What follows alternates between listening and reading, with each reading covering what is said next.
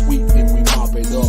We put it all on the block and then we chop it up, chop it up, chop it up, chop it up, chop it up, chop it up, chop it up, chop it up, chop it up, chop it up. We put it all on the block and then we chop it up. We're back. Ladies and gentlemen, it's the Chop and Block podcast, and it's Wednesday night. So that means one thing. It's Wednesday night, right, boys? It is. And I'm glad it is. It's Wednesday night. That means only one thing. The NFL show. But there's one thing to bring to your attention. Our host of the show, Beast of Kane, Barry Wilson himself, our executive producer, will not be in tonight. So we thought, to do him justice, he does a great show. We didn't want to try to recreate it, so we're going to do a freestyle show. The NFL freestyle show where, hey, we're going to throw it in all different loops. All the questions, all the segments tonight are from these analysts. Starting off, the Thoroughbred Havoc, the CCW Tag Team Champion, the Coach Price here, and let's see what he's going by today. Head Gump in charge, Kevin Davis. Hey, great lineup here. A lot of guys missing. Jared Cole, the birth of his little girl. Shout out there. Hey, Jared. My mom actually helped out. That was pretty cool. Go ahead, Kevin. Jared's going to have to get his priorities together. What's he doing? That's right. He's got a show to do, by God. So, Jared, if you're watching, we do miss you. But that's where we're at today. I think Tony's getting married or something this week. Like, congrats to Tony. That's really what he's got going on to miss during football season. An absolute rookie move. But we'll let him deal with that, and then hopefully he'll be back. I think he's taking a couple weeks off. He must, who knows? But maybe it's a paid vacation. But anyway, this is the Chop and Block podcast presented by DJ's Clam Shack here in St. Augustine, Florida, with locations in Key West, the original one, and in Indian Shores. But let's get to it tonight. The first segment. What is going on in New England? Is it Mac Jones? Is it Bill Belichick? Is it Robert Kraft late at night at the massage parlor? What is going on here? I'm going to start with the Thoroughbred himself. Go ahead, Havoc. Well, I've got to say this. The reason for Mac Jones's poor play is because of Bill Belichick, the GM. Bill Belichick, the GM, has not surrounded Mac Jones with enough talent at wide receiver. Those wide receivers are slow. They don't get any separation. Hunter Henry is the only guy that's remotely a starting material on their wide receiver core. The offensive line is average.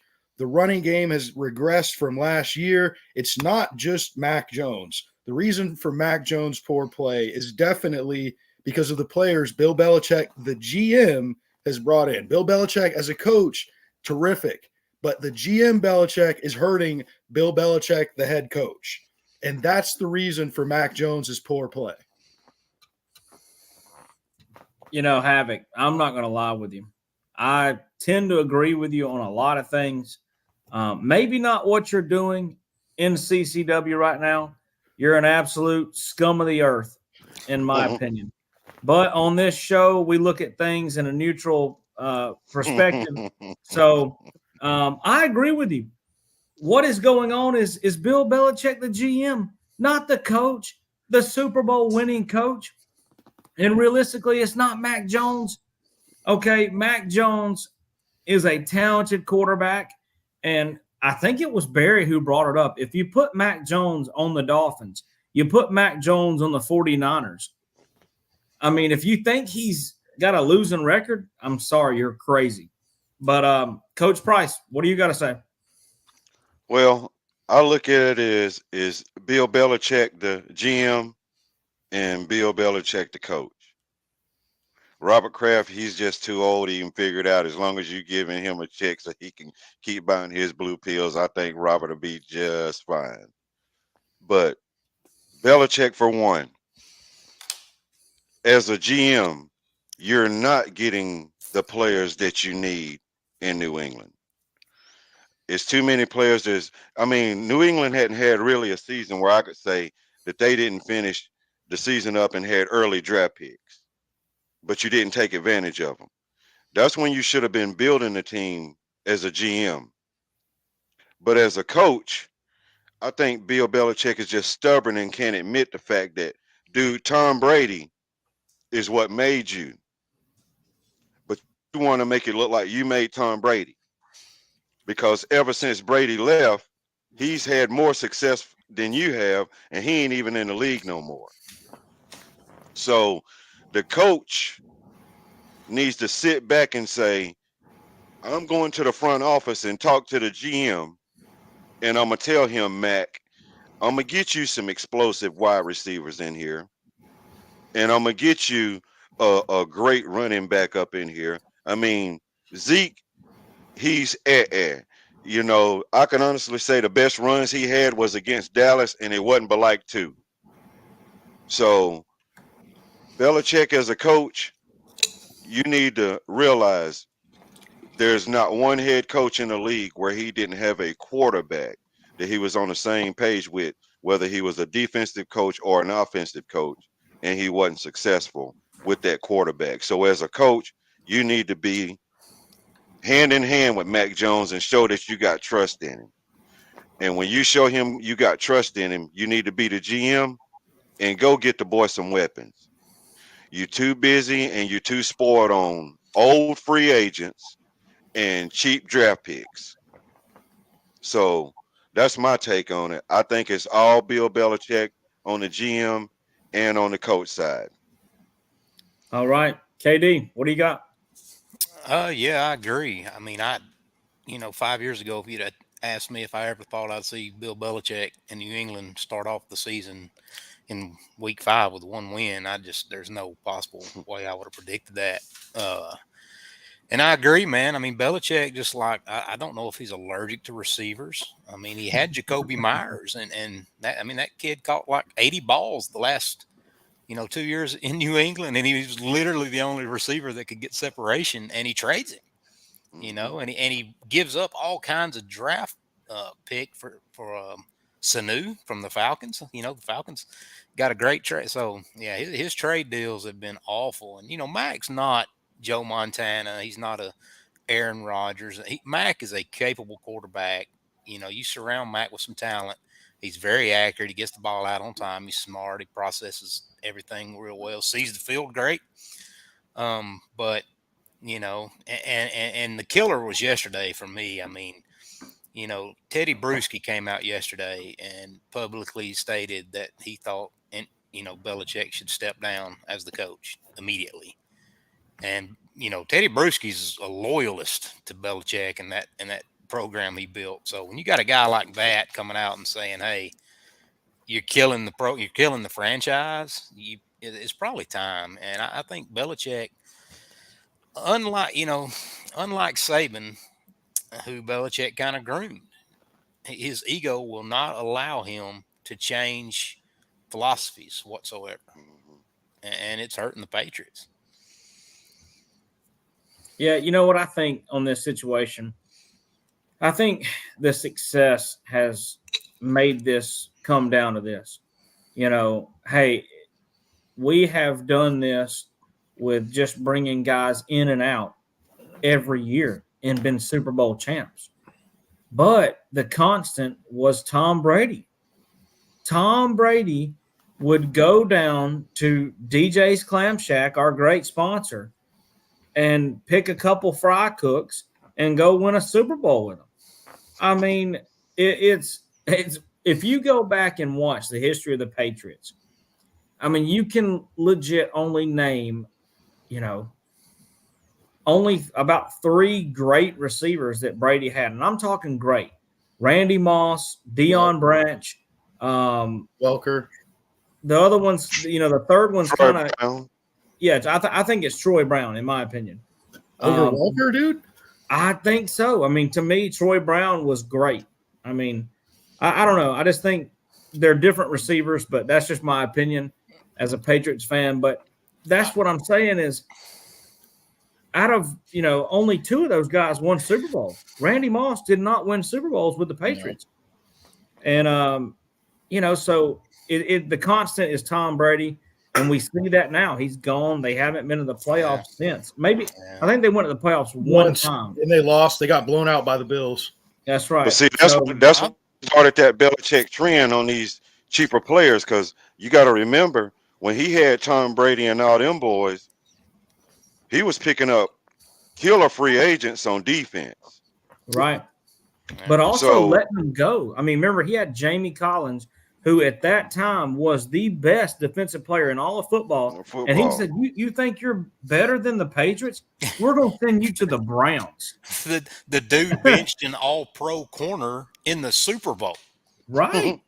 I mean, so, the guy legit has no care in the world. And, like, they had a stat the other day. They had a young receiver. I think it was game 3. He caught a pass. I mean, it was against the Dolphins. Ran down the field and fumbles. He has not. I don't think he's seen the field since. Yeah. And it's like, dude, I get it. You want him to protect the football, but like, he's a good player. Get him back out there. I mean, his old style of coaching is not working anymore. We don't have Tom Brady to save us. And it goes to show Mac Jones is pretty good, but he's not Tom Brady. Nowhere near Tom. Dude, Steve, what do you think about this idea? Because I've thought of this solution for the Patriots. I think Saquon Barkley could make a big difference on that team. I mean, or the Giants. I think the problems are around the offensive line, the play calling. I mean, it's not necessarily the running back. Well, honestly, if you don't have a running game, then you're gonna get beat to a pulp anyway, and Zeke ain't the answer. But if you take somebody like Barkley and you put him in that system, because you got to think about it, man. The Patriots, they got a top 15 offensive line. Yeah. So they're not at the bottom of the pit. They got a good line, but if you can't establish a solid run game, you're not going to go anywhere. We can look at if you look at every team in the league, look at who's actually in the backfield, and the running game is good, whether they're rotating them and they got 2 or 3 coming in, and then look at the teams who either don't have a running back or their running back went down, and then look where they're going. So you put Barkley in that system, you change the whole dynamics of the system, because he's a better back than Elliott is all day.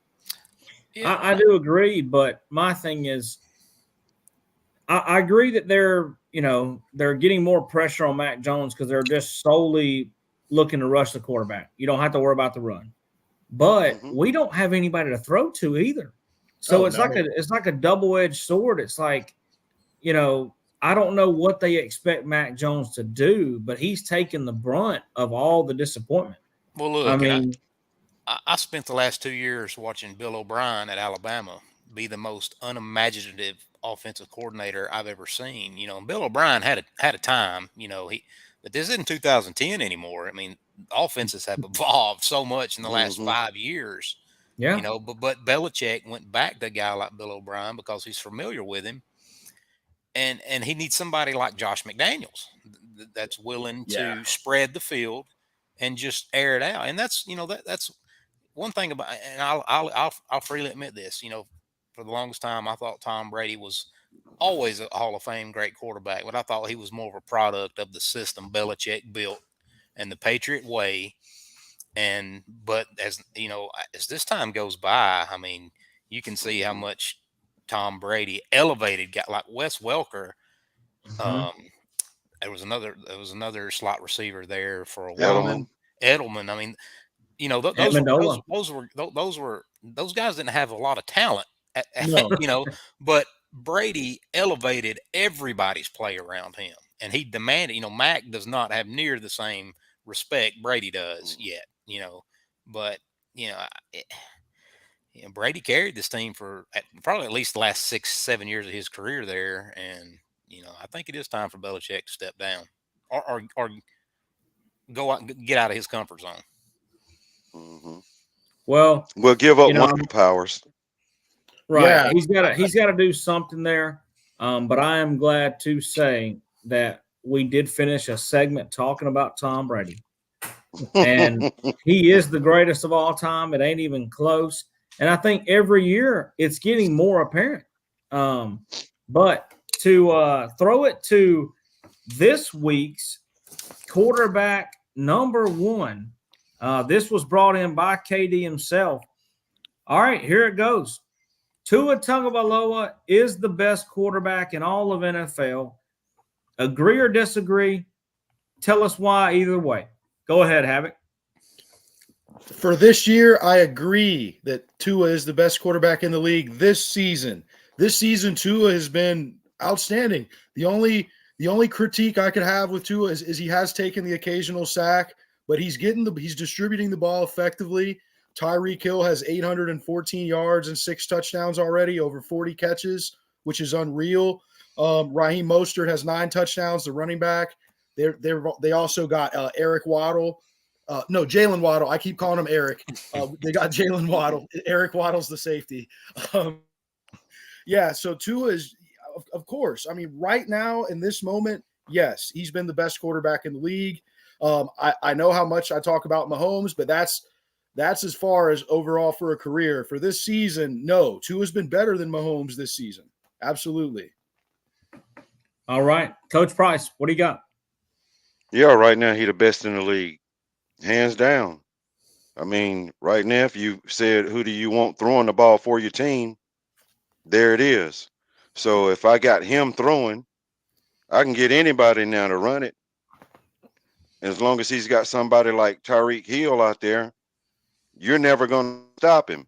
And you could say, well, take away Tyreek Hill, he got other weapons. So when you actually prepare for the Miami Dolphins, you do one thing with Tyreek. He picks it out right in the first quarter. He goes and he teases you with it in about the first drive. He may tease you with it in the second drive, and you say Tua is in a slow start. No, he's not. What he's doing is he's baiting you up. And then as soon as you think that you got the game under control, we got the perfect plan to stop Tyreek, he goes 60 yards over here. Now your defense has to adjust. And the minute you adjust and let that much of a crease open, here comes the cheetah. All you felt was the wind, and he's wide open. Now Miami is in another region.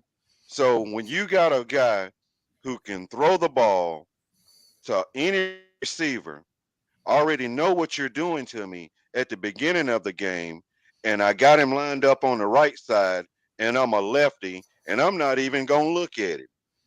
And then next thing you know, what happens? So, dude, and what we don't really look at is how many touchdowns does Tyreek Hill has in the red zone? That's only 20 yards. But this guy knows how to manipulate a defense and get one of the fastest guys in the end zone wide open in double coverage. Not every quarterback can do that unless you know exactly what you're doing. The boy is smart. That's what we overlook on Tua. We always want to say he got good receivers, or being left-handed, or he's got a strong arm. But what we don't talk about is how smart Tua is. I watch him do it in college, and I'm watching him do it in the pros. The boy sits around with a worm on a hook, and he just baits you up and baits you up until you finally hit it one time, and once he said it, it's a wrap. So yeah, right now, hands down, Tua is the best quarterback in the league. Wow. Well, I mean, I guess it's going to be a unanimous decision because we know what KD's going to say, but we're going to give the floor to him anyway.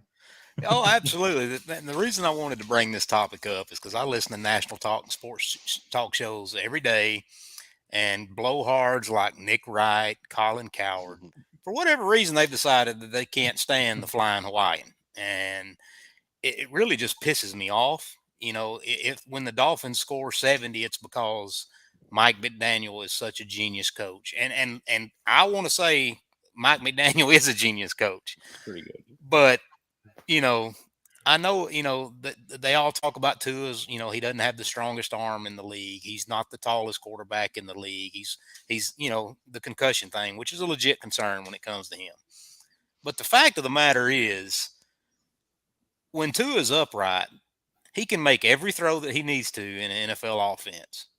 He knows where he's going with the ball before it even gets snapped. I mean, he can read the field so quick. That's one of the first things I noticed about him when he was in Alabama is he could look off a safety as a 19-year-old true freshman.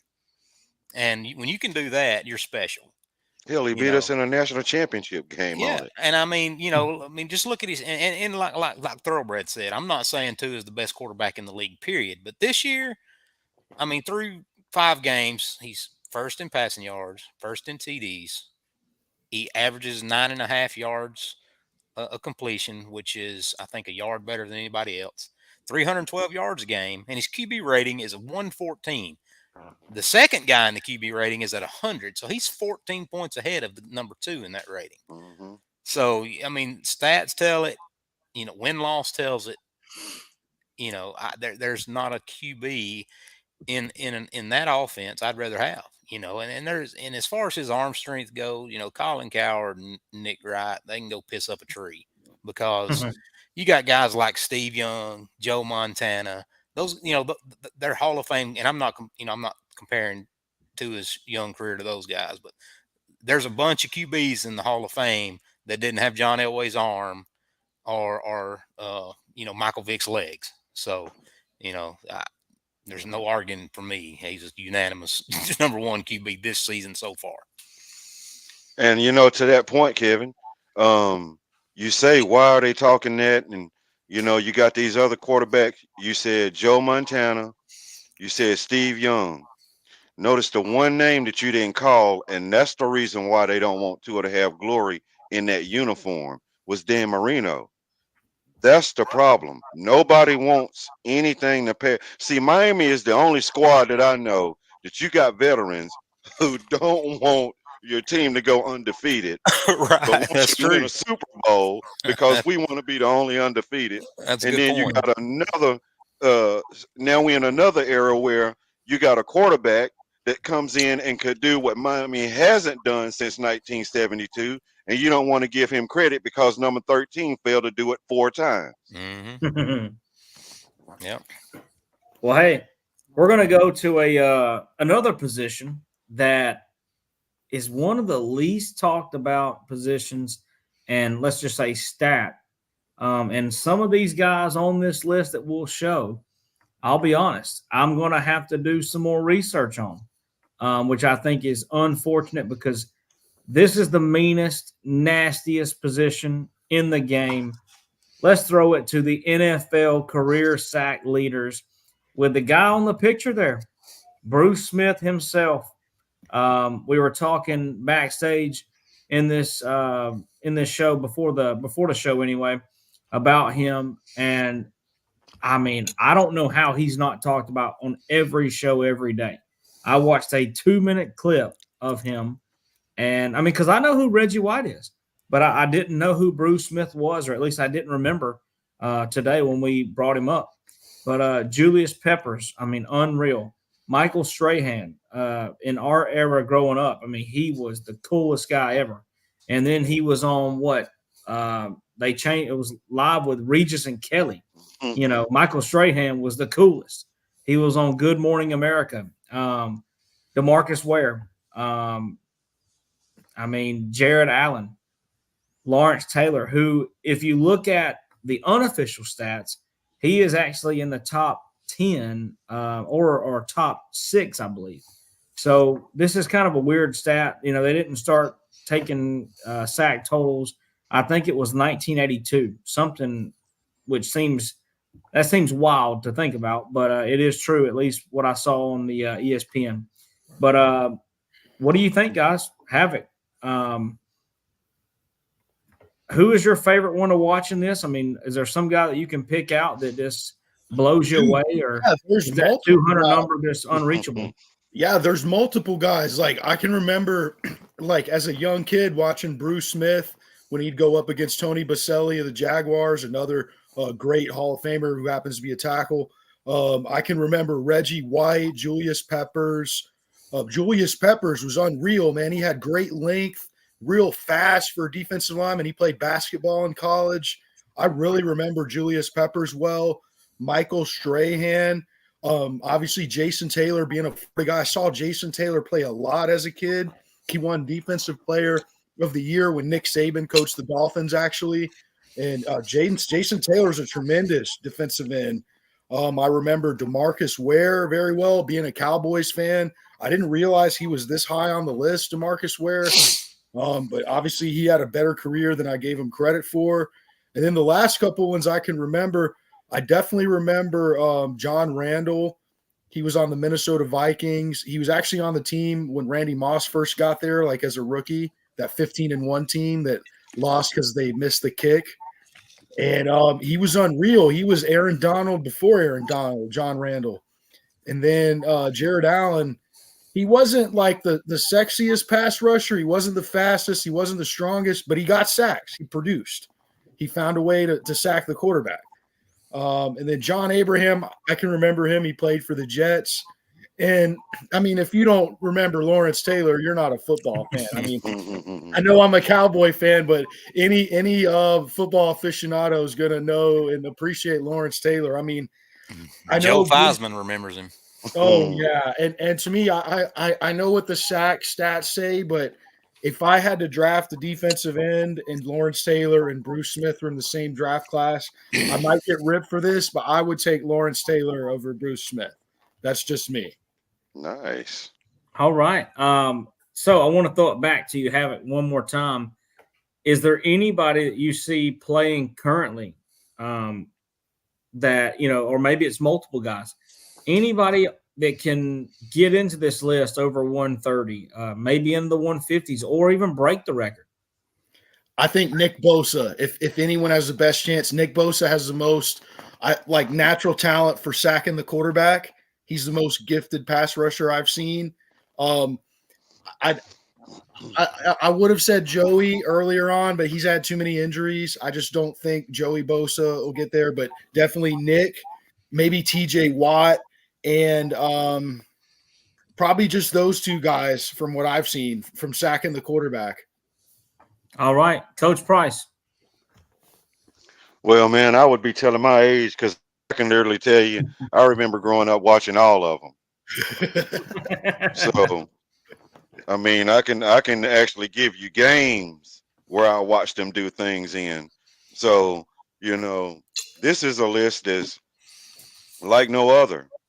And I don't think, honestly, that the defensive players now will ever get a chance to get to this.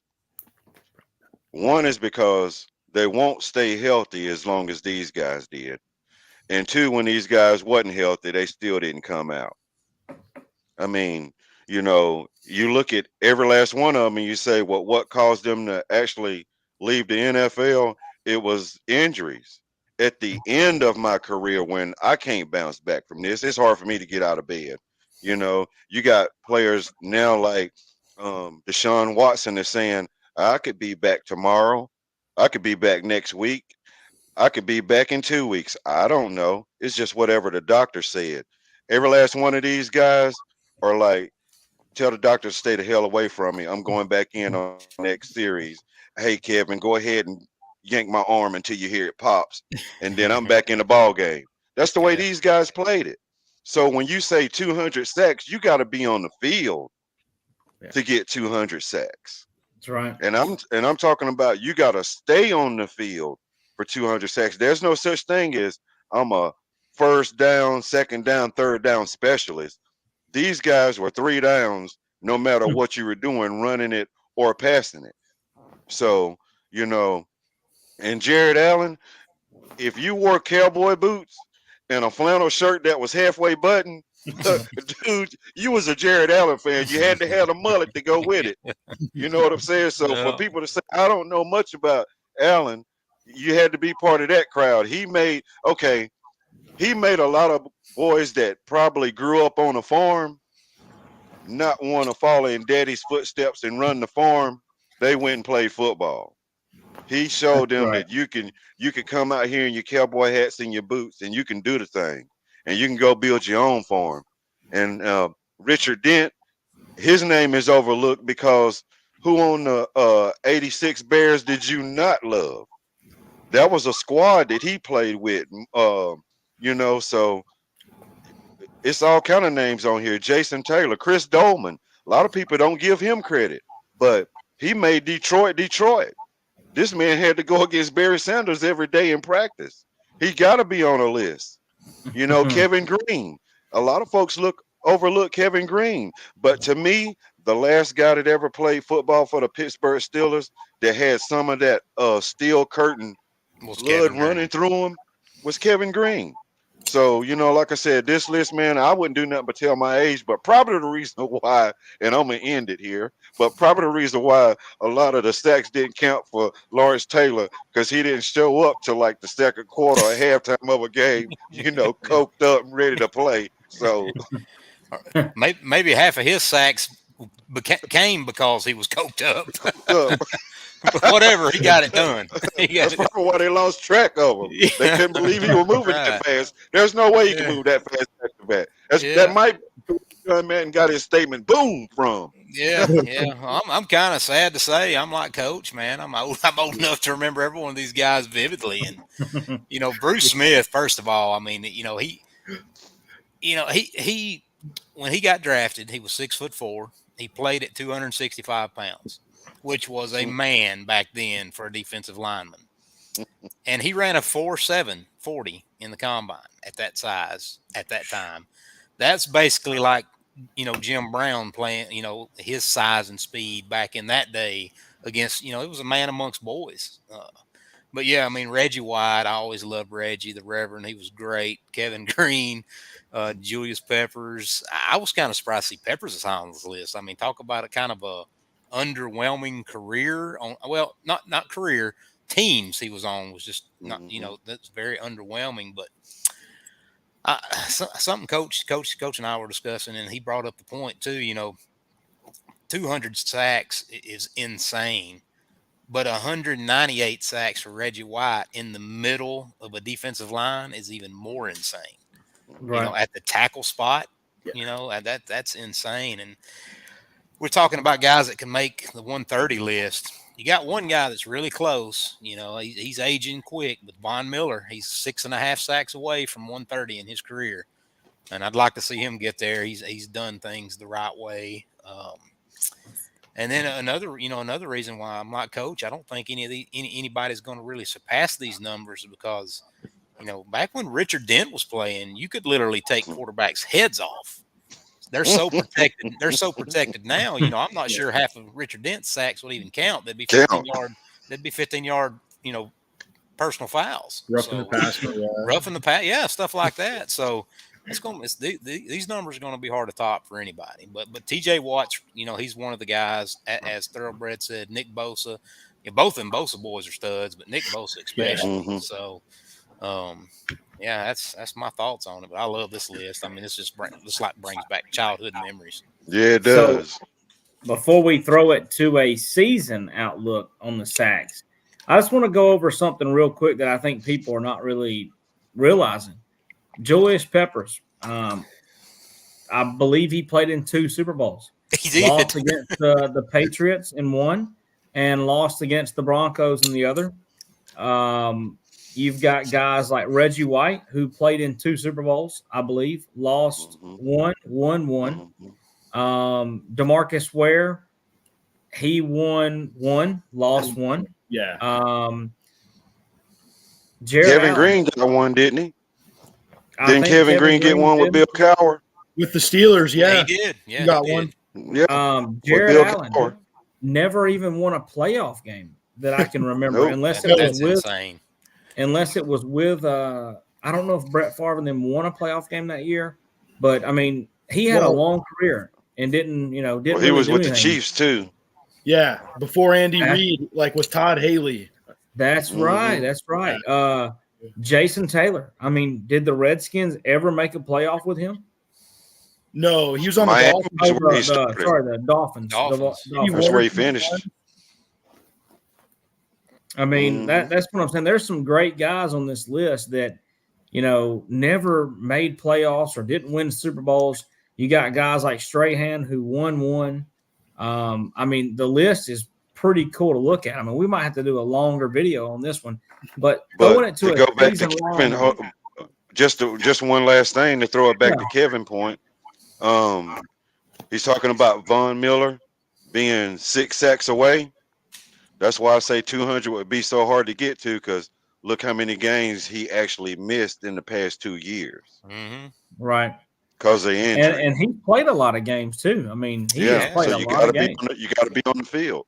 And he's had a Hall of Fame career,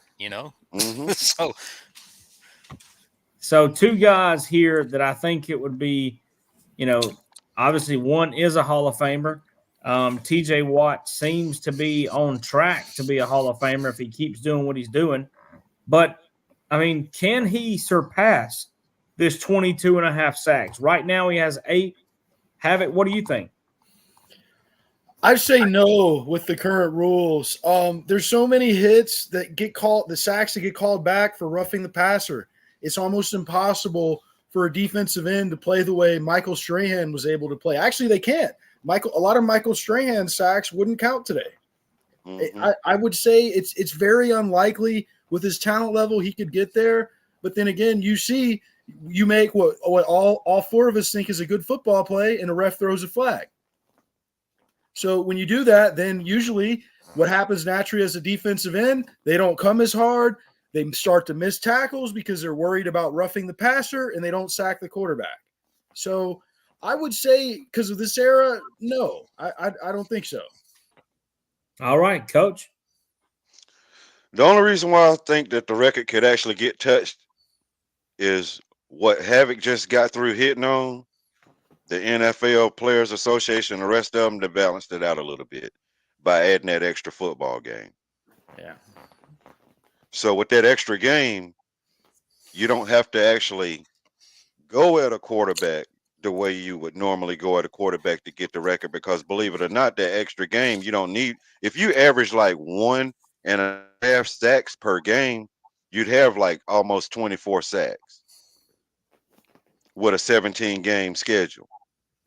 So it's one ball game, but if you look at it, Strahan, he done it in 16 games, and it was tied by Watt in 15 games. So you give me 2 more ball games of Watt, and I think he could actually break the record, to be honest with you. All right, KD, what do you think? I think TJ Watt could do it. I mean, he's a beast, and either him or Bosa, on the 49ers, either one of those guys, that they got the talent to do it. But like Thoroughbred said, man, it's you can't. How many sacks did you used to see? I mean, I can think of 3 Strahan sacks in playoff games where he's on the ground and then he comes from the ground and lunges and gets the quarterback down around his knees. You can't do that anymore. That's a penalty. So, and I know this may sound like a hot take, man, but this record just bothers me. It bothers me, and I'm a Strahan fan. I like Michael Strahan. He's just a good guy, does everything the right way. But he was given this record. If you watch his last sack to break this record, it was in the last game, in the last 2 minutes of the game, and Brett Favre literally laid down for him. And they were both grinning about it, and it's not, in the big grand scheme of things, it's not a big deal, man. But I'm a football purist. I love records to be broken the right way, and it's just like, man, TJ Watt should be the leader on this by himself, and nothing against Strahan. Strahan's a great player and he's a good dude, but that's my thoughts on it. Well, this is what I think happened on that sack is Strahan went up to Brett Favre and said, "I heard you was trying to buy a boat." Right. And I mean, it is what it is. But to me, it's just like, man, that asterisk. Well, what's funny is TJ Watt actually tied the record under 2 minutes in the last game. And I think you can kind of put it this way. I mean, nobody gave him that last one to break that record. So, and like Coach said, he did it in less games. So yeah, he missed one. I think TJ Watt is the guy that can do this. He has 8 sacks right now. So, like we said, if he gets one sack every game from here on out, he will demolish the record. Yeah. I think it But would be 25 at that point. No, but you got to also look at it now. He's got 8 sacks, but so does Hunter in Minnesota, and you got and three other. Mac, You got 3 others that are tied at 7. Well, So yep, and here's the deal too, man. I mean, here's one point where these guys could, get on up there into the 140, 150 sack club. Back when those guys were getting, average, I'm not even Bruce Smith is untouchable, but guys like, that have 130, 140. I mean, they were playing teams that ran the ball 35 times a game. right. That's true. Now you got teams throwing the ball 40 times a game, so you got a lot more opportunities to do it. So we'll see what happens. Yeah, I mean, we just saw, before I go to the next slide, we just saw, was it Khalil Mack? He had 6 in one game 2 weeks ago. 6 sacks in one game, fella. Mm-hmm. Yeah. I mean, that is unreal. That's something you would never hear of. So That's I think another it's guy. very possible TJ Watt could do it. That's another guy. If he can keep his head on straight and not act like an idiot, he's got a good chance of going down as one of the best. Well, here we go. We're going to talk about another possible NFL best. Havoc brought this one into the chopping block tonight. 814 yards receiving in the first 6 games. If he continues with his game average, he will finish with about 2,300 yards, which would be a new NFL record by roughly 400 yards. So, I mean, do you think it's possible for him to break the record, which would be 1967, I think, by Calvin Johnson? Yeah. 64? 64 by Calvin Johnson in 2012. So can he do it, guys? I mean, it seems like the stars are lining up, and it seems like the stars are lining up for Tua to win an MVP as well. But if Tyreek breaks the receiving record and Tua, continues to play, who gets the MVP? I mean, which one is more important? You got to give it to You got to give it to Tua? Is that what you said? Yeah. Well, look, Havoc, I'm going to throw it to you. You brought the question in. Tell us what you think about it. Man, I think Tyreek Hill, barring an injury from Tua, he's on his way, man. I mean, from what I've seen this year, I've watched 4 Dolphins games, and the guy's unguardable. I mean, I haven't seen one DB that can cover him one-on-one. Like, not one guy. I don't care how tall, how long they are. They cannot keep up with this guy in and out of his breaks. The way he makes cuts and moves, I've never seen it. I mean, maybe Randy Moss. Like, this guy, what I like about Tyreek Hill, guys, is you think about who he compares to. He's literally a shorter Randy Moss. He makes big game-breaking plays. I mean, long touchdowns. How many times have we seen Tyreek Hill break a 50 or 75-yard touchdown and just change the whole complexity of the game? I mean, yeah, this guy's he's a game-breaking receiver. So realistically, can he break Calvin Johnson's record of 1964? I think so, because Cooper Kupp came close 2 years ago in 2021. He had 1947, same thing, 17 games. And as Tyreek plays now, I think Tyreek can definitely do it, but the big factor is the health of Tua. If Tua gets injured, as he did last year the Dolphins got down to their 3rd string quarterback in the playoffs. A lot of people forget that. So this all depends on the health of Tua. If Tua stays healthy, I think he can break Calvin Johnson's record and get his original goal of 2,000 yards, which Tyreek said on a podcast his goal was to make 2,000 yards this season. Coach, before I throw it to you, let's be honest, guys. What if Tyreek goes for 200 this weekend? This record it could be obliterated. I mean, that would give him 1,014 yards in 7 games. I mean, come on. Like, Coach Price, what do you think? Well, 1964, Calvin Johnson, last time that anybody's that record was made, Cooper Kupp came close to it. So, honestly, if you're a number 1 receiver and you're a guy like Tyreek Hill, there's no way you don't have in your contract an incentive for 2,000 yards for a big old bonus. So I'm sure that if he even comes close to it, that the Miami Dolphins already know we're going to have to throw it to him 66 times tonight to make sure he gets that record or gets his money. So, yeah, he'll get 2,000 yards. But I think after he gets a little bit over 2,000, depending on where the Dolphins are, I think they'll look a little bit further, and I think they'll start to shut him down a little bit before the playoffs. So he could have a big, big number if you wanted to keep him out there, but I think you'll get him his money, and then you'll see the Dolphins kind of shut it down on him a little bit. But man, this dude is on pace to do something like 200 sacks. I guess it's in the number 2,000 yards, 200 sacks. Neither one of them will ever get touched if somebody makes that mark. Yeah. All right, KD. All right, so I'm just forget all that nice stuff I said about Tua and the Miami offense earlier, because I'm gonna play devil's advocate here, just for the sake of it.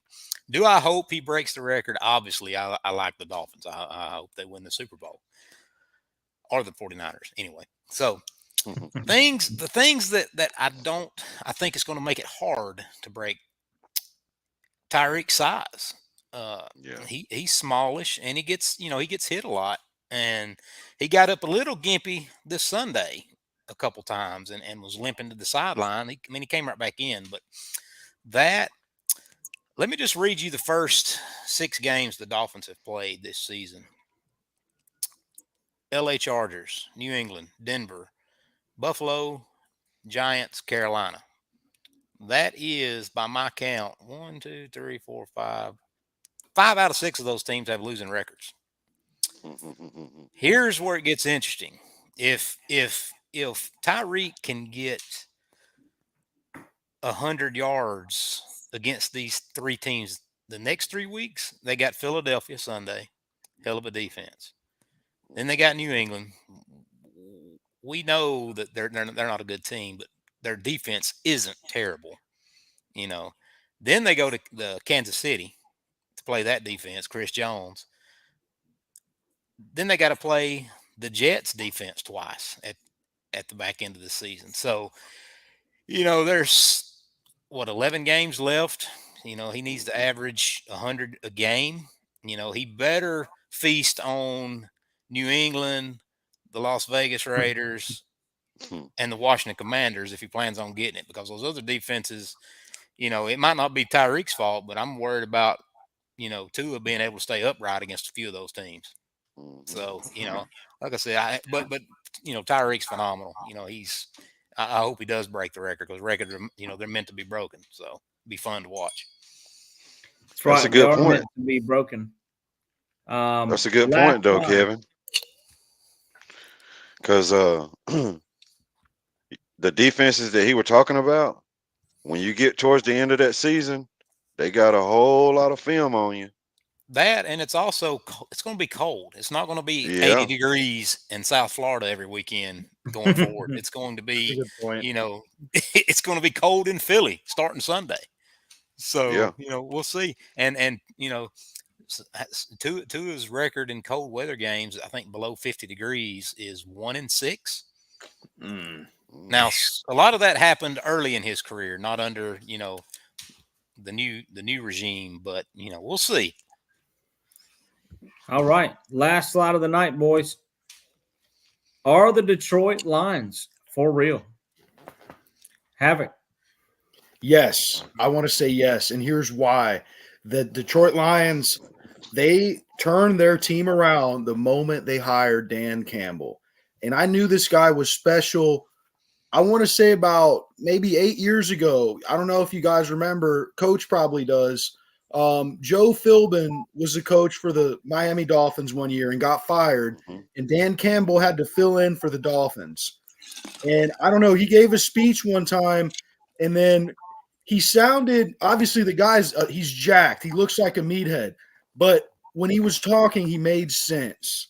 He sounded like a football coach. He sounded like a relatable guy. He sounded like a guy I'd run through a brick wall for. And you know what? I'm the only one with this opinion.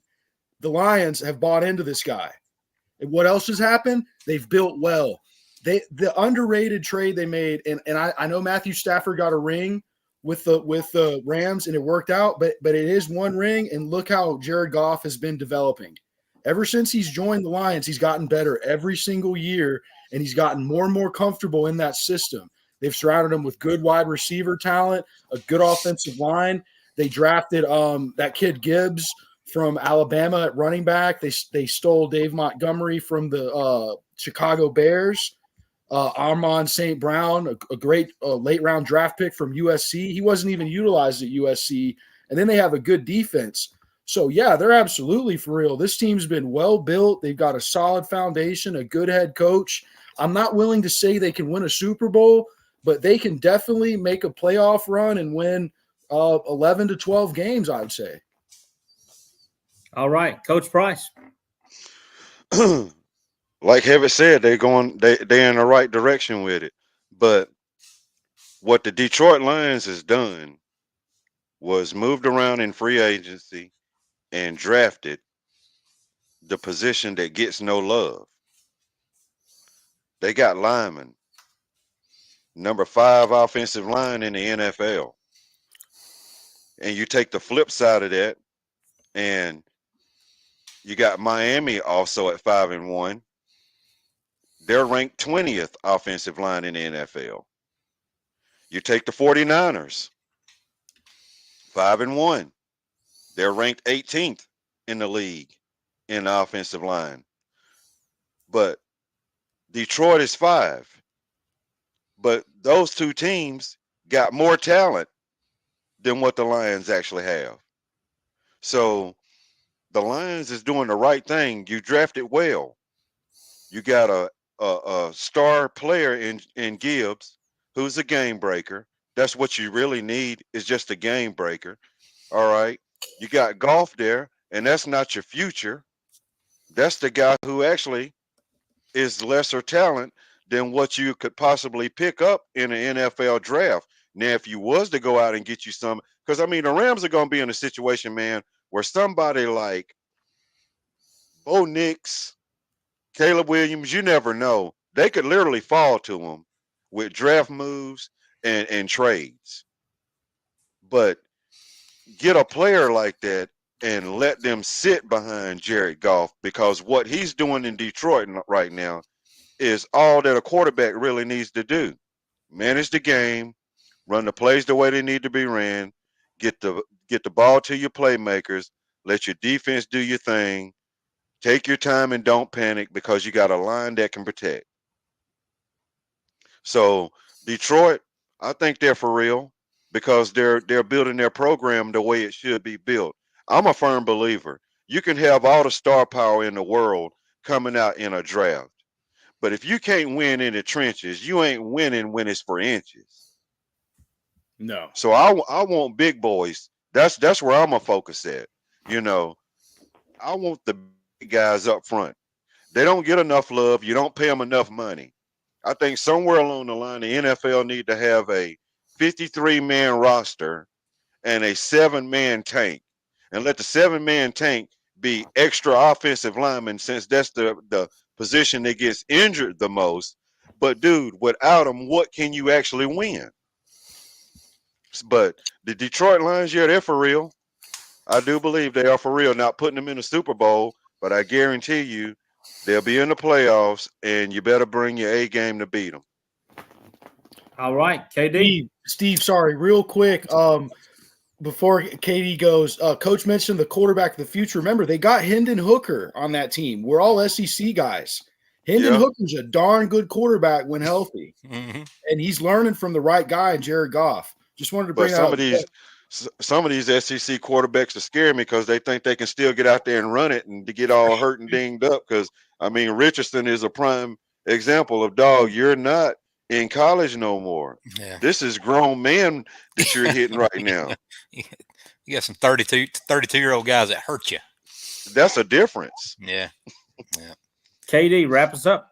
Yeah, man, I like the Dolphins a lot. You know, I remember back when Dan Campbell, I think it was his first year, second year, watching NFL Hard Knocks, and just watching that guy on TV coach his football team. And they weren't good that year, but I mean, just he's a guy you look at and be like, man, if I wanted to be, if I wanted to play for a coach, he'd be the guy. He's a beast. He demands respect, and he carries himself like a player, and the players love him. And if you go down like Thoroughbred said, man, the roster is solid from top to bottom. Every position group, has got somebody, and even Thoroughbred, you didn't mention the other receiver, Jameis Williams, and all that dude does is catch 60-yard bombs. And Jared Goff, I put him in the same classification as a guy like Alex Smith, back in the day, or somebody like that. That's just a very capable quarterback.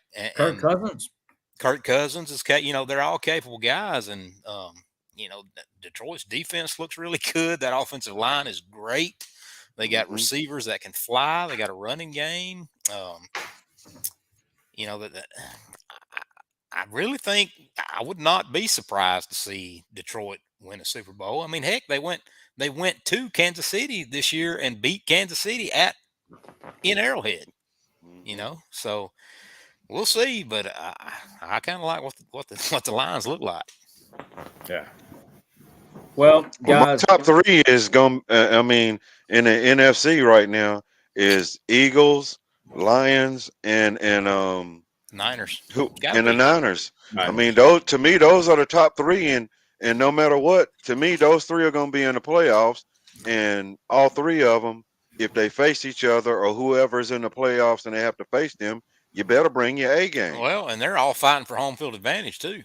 Yeah, and they're all tied for it right now. Yeah.